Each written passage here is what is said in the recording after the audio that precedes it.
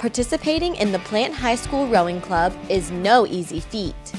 After a long day of school, the group meets at the boathouse for practice. They get down the oars and launches, take a lap, and warm up on the erg. An erg is basically our on-land training equipment. It essentially just copies what we do on the water technique-wise, and it also gives us an accurate reading as to how hard we're pulling. Then it's time to hit the water. Some days it'll be a steady state, like a long cardiovascular workout, more like long endurance piece, or sometimes it'll be really hard and short. Lock those eyes forward, lock those eyes forward. Get the knees popping together. Mackenzie, give the 1, 2, 3 count. Try to get those knees coming up together. A boat typically consists of 8 rowers and a coxswain, with each person having specific responsibilities to focus on. When you're in the bow, you kind of just set the boat and you make sure everything's smooth. Stern, you set the rating, and then you just kind of set the pace because you're in front. You don't have anybody to follow. I have a microphone and a timer and everything, so I know the rating that they're rowing at, and I'm the only one that's allowed to look out of the boat and see where the other boats are. So I tell them kind of where we are in relation to other boats, where we are in the race course, and what we can do to go faster. But no matter what your position is on the boat, the rowing club works as a team.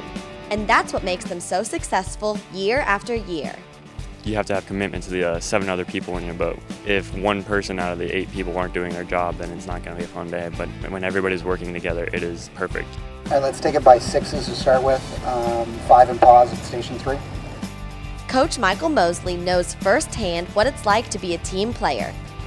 He started his rowing career back when he was a freshman in high school. Now he's the head coach of the Plant High Rowing Association. Not only does he want to instill growth in his team athletically, Coach Mosley also hopes to prepare them for the future. It really works well to learn the organization skills, learn the time management skills, and learn, the limits of ourselves, not just as athletes, but as people, as they're moving on to the next stage of their life. With a great coaching staff and hardworking men and women, the crew team considers themselves a family.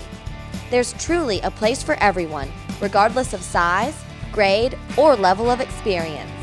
The sport is something that anyone can do. We can take athletes and push them to a level that they haven't reached in other sports. We can take someone that hasn't ever done a sport and turn them into athletes. We don't cut anyone. There aren't any bench warmers. We're able to float lightweights, heavyweights, freshmen, first year seniors. There's events for everyone, and everyone's working together for the team as a whole. Since its inception about 10 years ago, the Plant Rowing Club has gone from a very small recreational program to almost 100 kids on the team.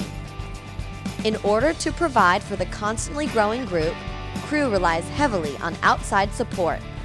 We have a lot of parents on the board who just do so much for us. They do so much fundraising, get us new boats, get us oars, everything that we need, and they just do a great job with that. Fundraising is very important for us. We're not sponsored by the school. We're a club at the school. We're not actually a varsity sport. So everything that we do is through parent support. So all of these boats that we row are funded by the rowers through their fundraising, their dues, that sort of thing. Through fundraising, we're able to make it financially viable for everyone to join.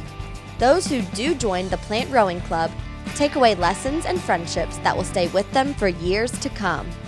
I love the parents, the coaches, the fellow athletes. I've met some of the most wonderful people that I'll remember for the rest of my life.